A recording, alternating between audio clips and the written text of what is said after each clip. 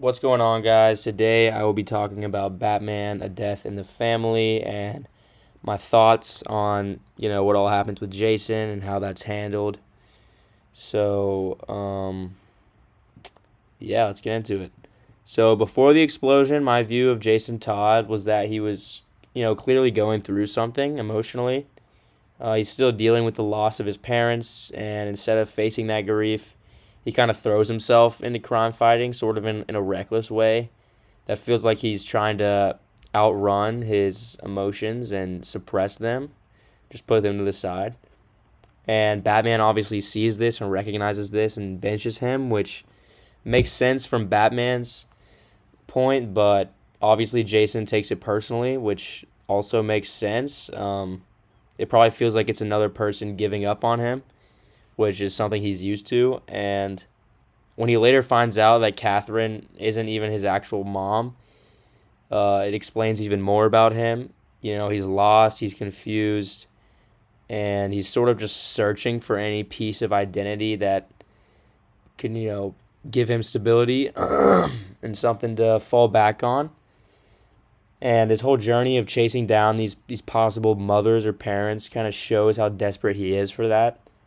So overall, before I saw Jason as a kid who was hurting, trying to prove himself, and honestly making bad decisions because he didn't really know how to cope and deal with that loss. And he definitely isn't someone who deserves the ending that he got. During the explosion, the moment with the explosion kind of changes how he's perceived, at least in my eyes. The Joker's attack isn't really funny or over the top like most Batman comics are. It's kind of brutal. Jason getting beaten to death is one of the more darker things I think I've seen in a comic book, at least for me personally, and it was kind of surprising for me. But what really defines him afterwards is, even or what really defines him is even after learning that his mother has been lying and pretty much handed him over to the Joker, he still tries to save her, which is a moment of, complete, or it's a moment of genuine. Uh, it's a moment of him proving that he's a good guy and that he's a hero, and he throws himself on the bomb to shield her, even knowing exactly what could happen. So this moment kind of shifts him from this reckless sidekick, kind of making all these bad decisions, to a genuine hero, and it gives his story even more depth. And it makes the scene of the explosion not just surprising and shocking, but also profound and emotional, which is good, really good writing in my opinion.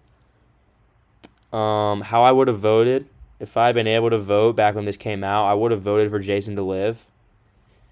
He's flawed, obviously, but we all are, and that kind of is what makes him interesting and relatable, which is something I think a lot of people, myself included, strive for in a character in a book like this. So I think he definitely deserved a second chance. I don't think his story should have ended the way it did. Thoughts on the aftermath and Batman's reaction. The aftermath is honestly the hardest part, or the part that hits the hardest for me and for Batman. You can kind of see how Jason's death affects him. He takes on this huge sense of guilt, like he's failed Jason as a mentor, as a partner, and it's almost like Batman was the real parent in this scenario. Um, and Batman becomes more withdrawn and more focused on working alone. And even though it's not like anger and drama that I'd expect, it's more like this quiet but heavy weight that he carries around with him. And when he goes after the Joker, it's clear that this isn't just about stopping a villain anymore. It's personal, which makes complete sense. And the fact that Superman has to intervene to prevent an incident shows just how close Batman is to crossing this line.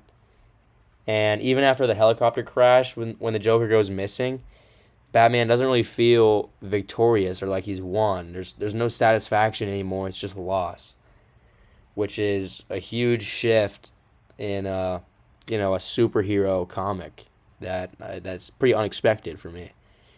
And Jason's death becomes one of those defining experiences that sort of shapes Batman moving forward. You can feel that emotional shift in how he talks, how he fights, and how he, I guess, thinks about having a partner again. I guess Jason's sort of irreplaceable. And my overall thoughts, I think A Death in the Family is a very interesting and emotional piece, but I think a lot of the plot relies on coincidences. All these characters just happen to be, traveling to places at the same time, and it's kind of like a little too good to be true, in my opinion. Um, like it feels a little forced, especially since the Joker just happens to be involved with the same people Jason's looking for. But I mean, also it's a superhero story, like it's gonna happen. But even with that, the themes are really strong. There's grief, there's responsibility, there's identity, and there's this really complicated relationship between Batman, the Robin, and Joker.